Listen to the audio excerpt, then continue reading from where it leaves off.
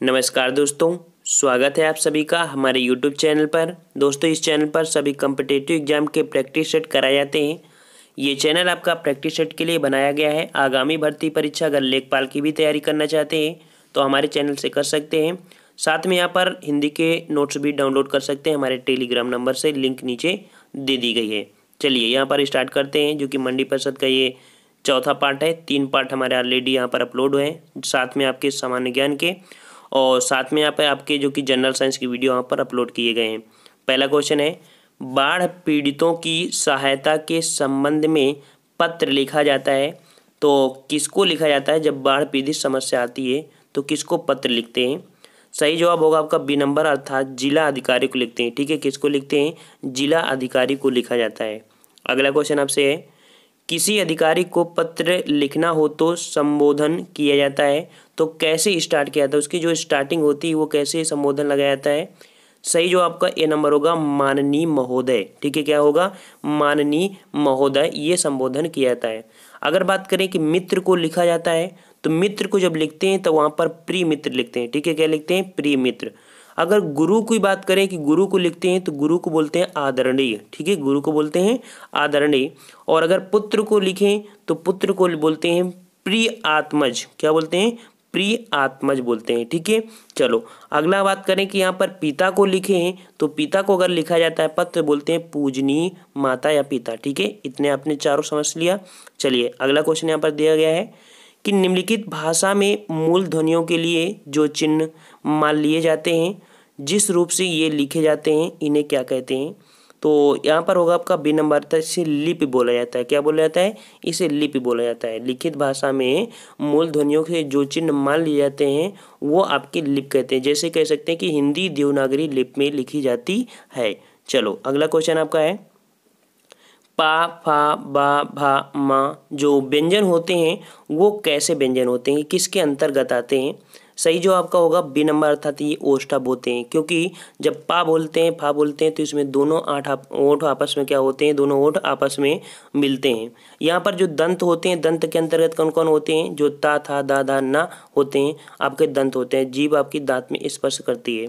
यहाँ पर जो तालव्य व्यंजन की बात करें तो तालव्य कौन होते हैं? चा, छा, जा, जा, अर्थात इसमें से जो जीभ होती है वो तालु को स्पर्श करती है। कंठ वाले कौन होते हैं? तो का, खा, गा, घा होते हैं, जो अर्थात यहाँ पर कह सकते हैं कि कंठ ज़्यादा वाइब्रेट होता है। चलिए यहाँ पर अगला क्वेश्चन देखते हैं, दो व्यंजन जब एक साथ मिलते हैं तो क्या कहलाते हैं? दो व्यंजन जब एक साथ मिलते हैं तो क्या कहलाते हैं? तो ये होते हैं आपके संयुक्त व्यंजन। ठीक है, क्या होते हैं? संयुक्त व्यंजन। और संयुक्त व्यंजन कह सकते हैं कि जो हमारे होते हैं चार, कितने होते हैं? चार होते हैं। एक होता है आपका छ, एक होता है त्रा, एक होता है आपका ज्ञा और एक होता है परिश्रम वाला आपका श्रा होता है। ठीक है, परिश्रम वाला श्रा। मतलब कि जो आपका छा बनता है वो कैसे बनता है? तो का धन सा से बनता है। ठीक है, कैसे बनता है? का और धन सा, मतलब आपको यहाँ पर हलंत लगेगी। का धन सा, ता धन रा, इसके बाद ज्या धन इया, मतलब जो जा होता है इया होगा, और सा धन रा, अर्थात ये चारों आपके बन जाएंगे। चलो अगला दिया गया है कि वर्ण तालिका के अनुसार ह्रस्व, दीर्घ और प्लुत स्वर क्या हैं? तो ये क्या हैं? ये आपके हो जाएंगे यहाँ पर, जो कि कह सकते हैं कि आपका ये एक प्रकार के स्वर हैं। क्या है? ये हमारे स्वर हैं। इसके अकॉर्डिंग हमारा क्या होगा? स्वर हो जाएगा यहाँ पर।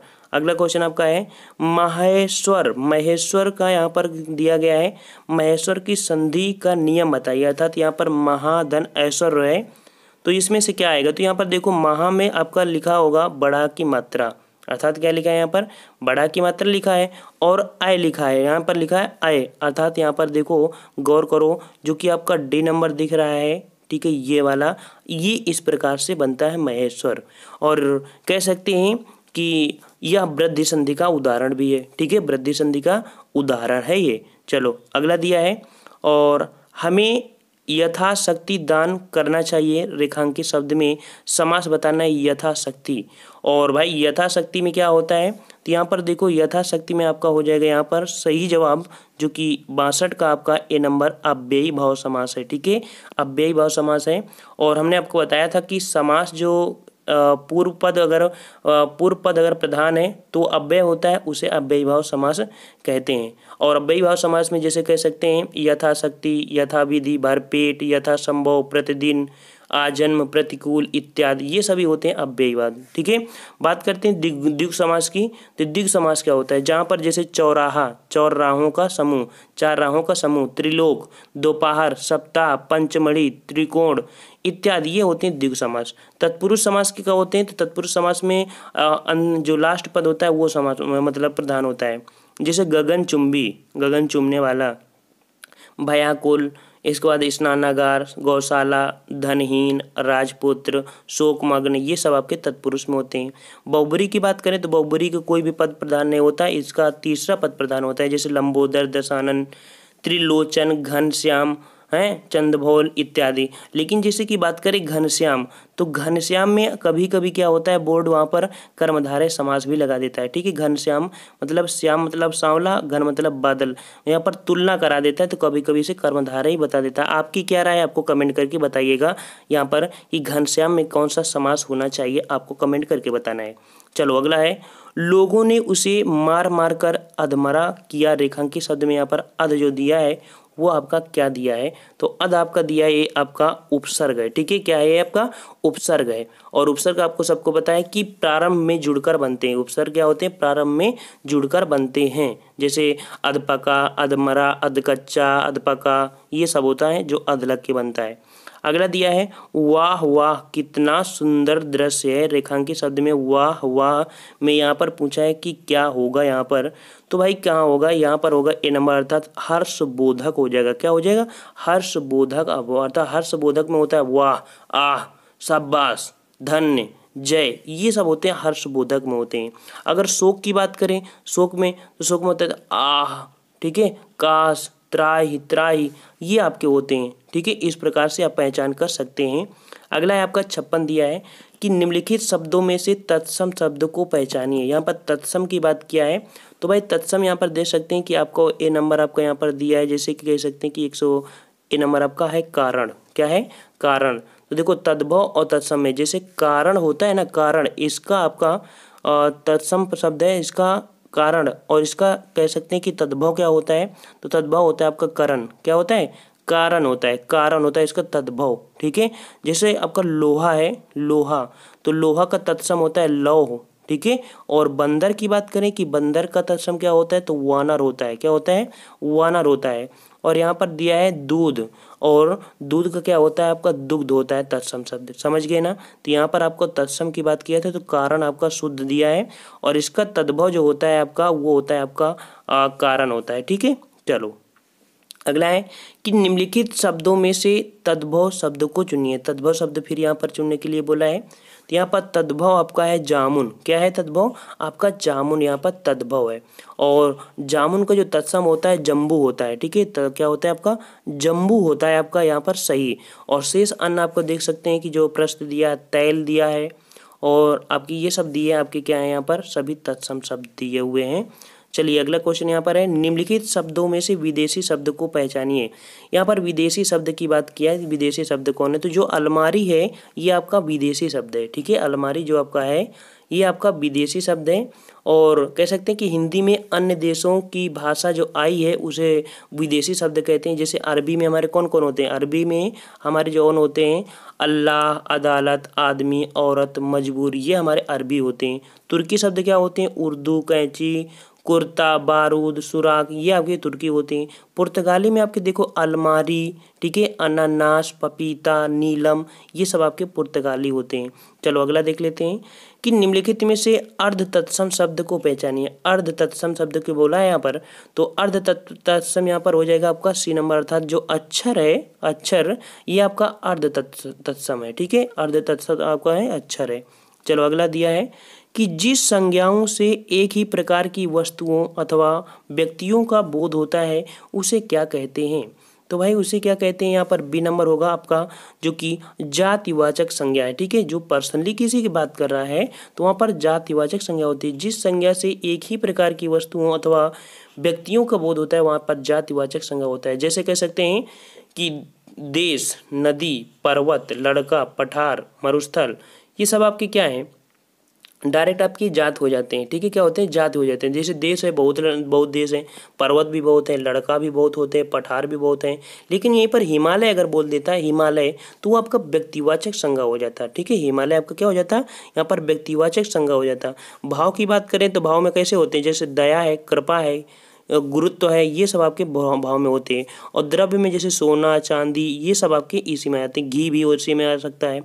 हाँ, चलिए अगला देख लेते हैं कि निम्नलिखित शब्दों में से कौन शब्द विशेषण है। यहाँ पर विशेषण की बात किया है, तो विशेषण आपका यहाँ पर अनुशासित है। ठीक है, विशेषण आपका क्या है, यहाँ पर अनुशासित है। किसी संज्ञा अथवा सर्वनाम की विशेषता बताने वाले शब्दों के क्या बोलते हैं, यहाँ पर विशेषण कहते हैं। ठीक है, विशेषण यहाँ पर कहते हैं। चलिए अच्छा, अगला क्वेश्चन यहाँ पर देख लेते हैं, जो कि 71 क्वेश्चन आपका दिया है। और वह धीरे धीरे चल रहा है, वह धीरे धीरे चल रहा है, लेखांकित शब्द में शब्द को पहचानिए। यहाँ पर धीरे धीरे में है क्या, तो भाई धीरे धीरे में क्या हो जाएगा, यहाँ पर तो क्रिया विशेषण हो जाएगा। ठीक है, क्या हो जाएगा, क्रिया विशेषण, अर्थात क्रिया की विशेषता बतलाने वाले शब्दों को क्रिया विशेषण कहते हैं। वाक्य में जो धीरे धीरे है रेखांकित भाग में, क्योंकि चलने की क्रिया धीरे धीरे हो रही, चलने की क्रिया क्या हो रही है, धीरे धीरे हो रही है।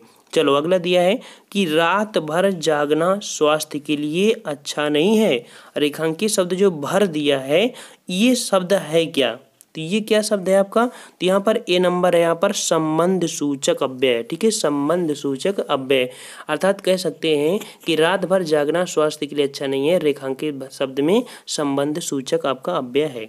अगला दिया है कि जिन अव्ययों का संबंध वाक्य से नहीं वक्ता के हर्ष शोक आदि भावों से होता है, उसे क्या कहते हैं, उसे आपका कहते हैं विस्मय बोधक अव्यय।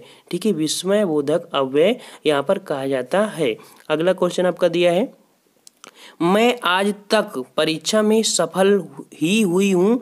रेखांकित में यहाँ पर बताया कि तक में यहाँ पर क्या है, यहाँ पर तक है क्या चीज़ इसमें, तो तक यहाँ पर आपका हो जाएगा ए नंबर, अर्थात ये निपात है। निपात आए, नया पॉइंट आ गया। तो निपात को समझिए, रेखांकित शब्द में जो निपात है, निपात शब्द के अनेक अर्थ होते हैं। इसका इनका लिंग वचन नहीं होता है। निपात को समान रूप से अव्यय मानते हैं, किंतु ये शुद्ध अव्यय नहीं होते।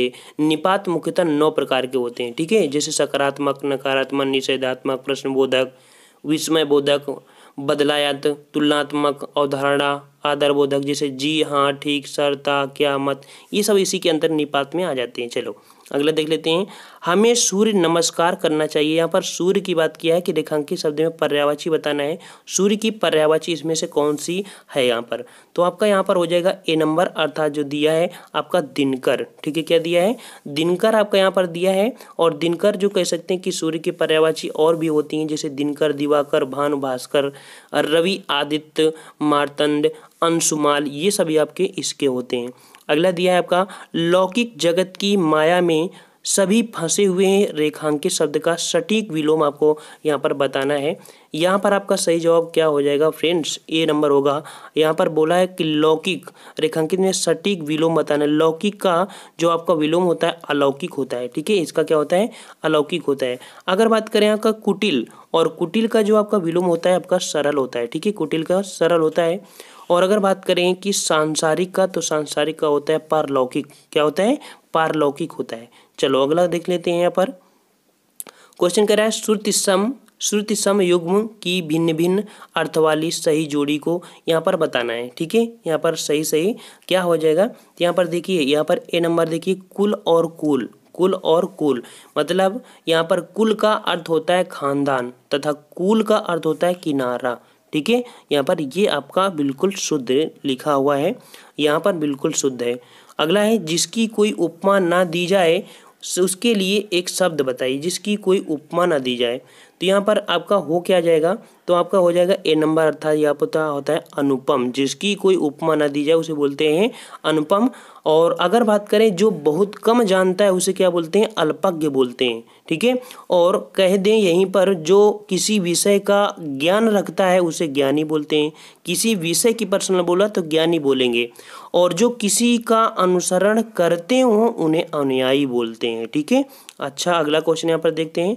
क्वेश्चन आपका कह रहा है, श्रुति सम भिन्नार्थक शब्द के जोड़े को पहचानिए। श्रुति सम भिन्नार्थक शब्द के जोड़े को पहचानिए। तो यहाँ पर भिन्न कौन आपका दर्शाएगा, तो ए नंबर देखिए, यहाँ पर अपेक्षा और उपेक्षा दिया है। मतलब श्रुति सम भिन्नार्थक में अपेक्षा उपेक्षा, अपेक्षा का अर्थ होता है आस या इच्छा से, तथा उपेक्षा का अर्थ होता है अवहेलना या निरादर से होता है। इन दोनों का आपका भिन्नार्थक अर्थ आपके निकल रहे हैं। अब पूछा है कि समानार्थी शब्द की जोड़ी नहीं है, यहाँ पर समानता नहीं है अर्थात समानार्थी नहीं है, इसके बारे दूसरे होंगे, अपोजिट होंगे। तो बी नंबर देखिए, निशा निशाचर, निशा निशाचर, यहाँ पर कह सकते हैं कि निशा निशाचर समानार्थी है, क्योंकि निशा का अर्थ होता है रात तथा निशाचर का अर्थ होता है राक्षस। तो हमारे क्या हो गए, समान तो हो गए नहीं, यहाँ पर अलग अलग हो गए। चलो अगला दिया है कि निम्नलिखित शब्दों में से शुद्ध शब्द को पहचानना है। यहाँ पर शुद्ध शब्द को पहचानना है, तो यहाँ पर आपका सही हो जाएगा आपका बी नंबर अर्थात आजीविका। ठीक है, यहाँ पर शुद्ध शब्द को पहचानना है आजीविका, और आजीविका से यहाँ पर हो गया आपका आजीविका। अच्छा, यहाँ पर अगर ये पूछे जैसे आपका दिया है आशीर्वाद, तो आशीर्वाद का शुद्ध कैसे लिखते हैं, ये देखो शुद्ध शब्द आपको लिखना है, जो आजीविका यहाँ पर लिखा है ये आपको बिल्कुल शुद्ध लिखा है। और अगर बात करें कि आशीर्वाद, तो आशीर्वाद जो शुद्ध लिखा जाता है वो कैसे लिखा जाता है, तो आशीर्वाद में यहाँ पर ऐसे र उड़ा होता है। ठीक है, और अगर अध्ययन की बात करें तो क्या होता है, यहाँ पर अध्ययन होता है। ठीक है, क्या होता है, अध्ययन होता है। और अगर यहीं पर बात करें लोग ऊनी की, किसकी बात करें, ऊनी की, तो ऊनी आपको पता है कि ऐसे मात्राएं चढ़ी होती हैं। ठीक है, चलो अगला दिया गया है, हिंदी में शब्दों के बाद जोड़े जाने वाले शब्दों को क्या कहते हैं। हिंदी में शब्दों के बाद जो जोड़ते हैं उन्हें क्या कहते हैं, तो उन्हें कहते हैं यहाँ पर बोल सकते हैं कि यहाँ पर जो प्रत्यय होते हैं या उसे परसर्ग बोल देते हैं, प्रत्यय बोलते हैं या उसे परसर्ग भी बोल देते हैं। यहाँ पर सही जवाब हो जाएगा प्रत्यय। अगला दिया है, स्त्री पुल्लिंग का कौन सा जोड़ा सही नहीं है, अर्थात स्त्रीलिंग है और पुल्लिंग का कौन सा जोड़ा सही नहीं है यहाँ पर, तो आपका यहाँ पर सही नहीं हो जाएगा फ्रेंड, जो कि सी नंबर आपका है कांत और कांति। कांत और कांति यहाँ पर हो जाएगा, अर्थात यहाँ पर कह सकते हैं कि कांत कांता बिल्कुल आपका ये युग्म नहीं मिल रहा है, अर्थात ये स्त्री स्त्रीलिंग नहीं आपका है। ठीक है, अगला दिया है कि निम्नलिखित शब्दों में से कौन सा शब्द सदैव बहुवचन में प्रयोग होता है, बहुत बार आपका क्वेश्चन आया है। तो यहाँ पर जो प्राण लिखा है बी नंबर, ये हमेशा आपके बहुवचन में ही प्रयुक्त होते हैं। सदैव बहुवचन में प्रयुक्त होने वाले और भी शब्द होते हैं, जैसे आंसू होता है, आंसू वो भी आपका बहुवचन में होता है, दर्शन भी आपको बहुवचन में होता है, होश भी आपके बहुवचन में होते हैं। ठीक है, बाल भी बहुत आपके बहुवचन में होते हैं, हस्ताक्षर भी आपके बहुवचन में होते हैं। ठीक है, इतना याद रखना। अगला देखते हैं कि निम्नलिखित वाक्यों में से अपूर्ण भूतकाल को पहचानिए, अपूर्ण भूतकाल को पहचानिए। तो यहाँ पर अपूर्ण भूतकाल आपका यहाँ पर है कौन, तो देखिए यहाँ पर ए नंबर आप देखिए, यहाँ पर दिया रामू खाना खा रहा था, मतलब कि अभी ये काम पूरा नहीं हुआ है। ठीक है, अभी काम पूरा नहीं हुआ है, ये आपका क्या है यहाँ पर अपूर्ण भूतकाल है। और माँ खाना बना चुकी है, माँ खाना बना चुकी है, इसमें क्या हो जाएगा, तो पूर्ण वर्तमान काल होगी। ठीक है, चुकी है अर्थात यहाँ पर हो जाएगा पूर्ण वर्तमान काल है। और मुझे बाहर जाना है, इसमें क्या हो जाएगा, यहाँ पर हो जाएगा वर्तमान काल।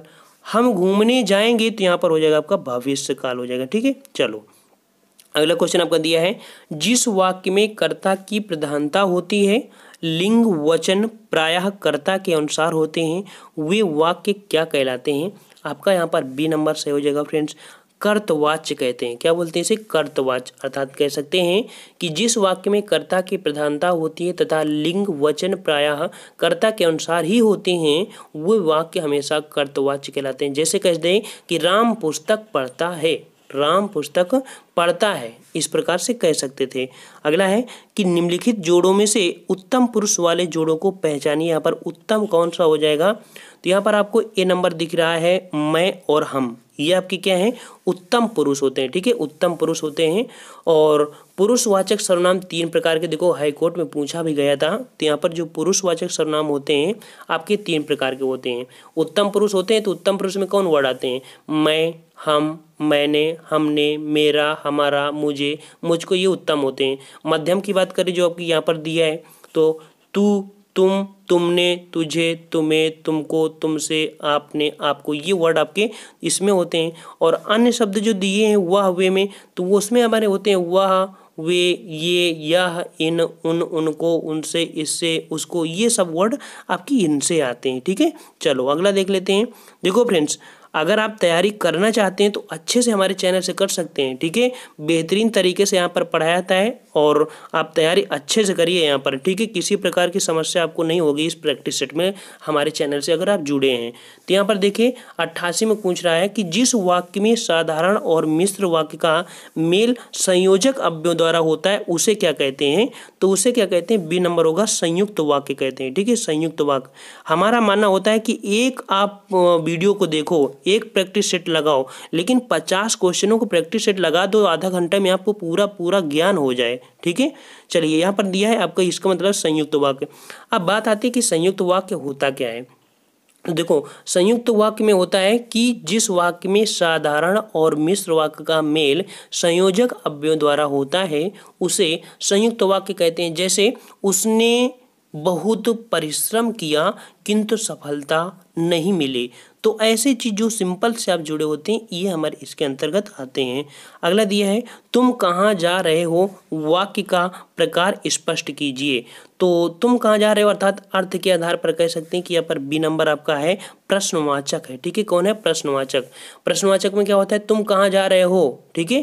तो यहाँ पर आपको ये आपको मिल जाएगा ना, तुम कहाँ जा रहे हो, ये आपको दिख गया होगा। और यहीं पर अगर बात करें मोहन किताब पढ़ता है तो क्या बोलोगे आप, विधिवाचक, ठीक है। हाँ कई प्रकार के होते हैं, चलो हम आगे देखेंगे। और दिया गया है आपका जो कि 190 क्वेश्चन है कि निम्नलिखित वाक्यों में से अशुद्ध वाक्य को पहचानिए। अशुद्ध वाक्य को पहचानना है। तो यहाँ पर देखो श्रीमती गांधी जो भारत की प्रधानमंत्री थी, आपका सही लिखा है मेरे ऊपर कृपा करें। मेरे ऊपर कृपा करें ये कौन सी बात है, मुझ पर कृपा करें ऐसा होता है शुद्ध, हमने यही सुना है मुझ पर कृपा करें, ठीक है। और हमारे सब सही हैं, ये यही गलती आपकी थी। चलो अगला दिया है कि निम्नलिखित वाक्यों में से शुद्ध वाक्य को पहचानिए। शुद्ध वाक्य को यहाँ पर पहचानना भाई, तो यहाँ पर देखिए सी नंबर आपका यहाँ पर जो दिया है कि प्रत्येक को 5-5 रुपए दिए जाएं, ठीक है। ये आपका बिल्कुल शुद्ध दिया, सभी जितने हैं वहाँ के अशुद्ध हैं। अगला दिया है आजकल के बच्चे माता पिता की आंखों में धूल झोंकने में कुशल हैं, रेखांकित अर्थ बताना है। यहाँ पर झोंकने का मतलब होता क्या है कि इसका अर्थ क्या होता है, इसका मतलब ये होता है यहाँ पर कि धोखा देना। क्या होता है, धोखा देना। आजकल के बच्चे जो होता है आंखों में धूल देते हैं, इसका मतलब धोखा देना होता है इसका। चलो अगला दिया है अंधों में काना राजा, लेखांकित में लोकोक्ति पूछा है। अंधों में काना राजा, तो अंधों में काना राजा आपका होता है ए नंबर अर्थात गुणहीनों के बीच एक गुणवान व्यक्ति हो, ये आपका होता है अंधों में काना राजा। अच्छा अगला देख लेते हैं, यहाँ पर दिया गया है आपका निम्नलिखित में से पूर्ण विराम को पहचानिए। पूर्ण विराम को यहाँ पर कह रहा है, तो पूर्ण विराम आपका कौन होता है, तो यहाँ पर देखिए पूर्ण विराम का कौन है, तो ए नंबर आपका ये आपका पूर्ण विराम है, ठीक है। ये आपका क्या है, पूर्ण विराम है। और आपका ये जो सेकंड दिख रहा है ये आपका है अर्ध विराम, इसे कहते हैं अर्ध विराम। और इसके बाद जो यो दिया है ये आपका है योजक होता है, ठीक है। और ये आपका होता है प्रश्नवाचक। कुल मिला के कह सकते हैं कि आपके काफ़ी होते हैं, करीब 9 करीब इसमें यूज करते हैं, वैसे आपके 20 होते हैं लेकिन हम लोग 9 को यूज करते हैं। अगला दिया है जो ट्रिपल एक्स रेखांकित चिन्ह कौन सा है, ठीक है। इसमें से ये जो चिन्ह है ये किस चीज़ में प्रयोग किया जाता है, तो ये उपरोक्त प्रश्न की जो होता है यहाँ पर ए नंबर होगा लोप सूचक होता है, ठीक है। लोप सूचक होता है। नेक्स्ट क्वेश्चन आपका है मथुरा और वृंदावन में प्रमुखता कौन सी भाषा बोली जाती है, तो ये भाषा आपकी बोली जाती है बी नंबर अर्थात ब्रज भाषा बोली जाती है, ठीक है। ब्रज भाषा मथुरा, वृंदावन, आगरा, अलीगढ़, बरेली, धौलपुरी, मैनपुरी, एटा, बदायूं आसपास के क्षेत्रों में ब्रज भाषा ही बोली जाती है। और अगर बात करें कि भाषा हमारी जैसे मारवाड़ी है ना, तो मारवाड़ी कहाँ बोली जाती है आपके राजस्थानी अर्थात पश्चिमी में। मराठी कहाँ पर बोली जाती है आपकी, मराठी बोली जाती है महाराष्ट्र में। मेवाती कहाँ बोली जाती है, राजस्थान में। मालवी कहाँ बोली जाती है, राजस्थान में। कुमाऊनी कहाँ पर बोली जाती है आपकी, उत्तराखंड में बोली जाती है। भोजपुरी कहाँ बोली जाती है आपकी, तो बिहार उत्तर प्रदेश में बोली जाती है। सिंपल सी है आपका। अगला दिया है हिंदी साहित्य के इतिहास में प्रसिद्ध जो कि कबीरदास, सूरदास, महाप्रसाद द्विवेदी, प्रेमचंद, हरिवंश राय बच्चन आदि किस प्रदेश से हैं। भाई ये सब किस प्रदेश से संबंधित हैं, इसके क्वेश्चन आपके बहुत आते हैं। तो ये सभी हमारे कहाँ से हैं, उत्तर प्रदेश से हैं। कहाँ से भाई, उत्तर प्रदेश से हैं। देखो प्रसिद्ध जो कबीरदास हैं ये वाराणसी से हैं, ठीक है। कबीरदास जो हैं वो वाराणसी से हैं और महावीर प्रसाद द्विवेदी रायबरेली से हैं। प्रेमचंद जो हैं वाराणसी से, हरिवंश राय बच्चन आपके इलाहाबाद से हैं। सभी है ना उत्तर प्रदेश से। चलो अगला दिया है कि उत्तर प्रदेश में कौन सी भाषा नहीं बोली जाती है भाई। तो उत्तर प्रदेश में कौन सी भाषा यहाँ पर नहीं बोली जाती है, तो डी नंबर होगी आपकी पहाड़ी। क्या पहाड़ी भाषा नहीं बोली जाती है या उत्तराखंड में बोली जाती है। कहाँ बोली जाती है, उत्तराखंड में। अगला दिया है कि कबीरदास, तुलसीदास, सूरदास आदि कौन से काल के जो संत कवि हैं, तो ये आपके किस काल के हैं, यहाँ पर बी नंबर देखिए आपके भक्ति काल के हैं। किससे हैं, ये सभी आपके कबीरदास, तुलसीदास, सूरदास सभी हमारे कैसे हैं, भक्ति काल से हैं।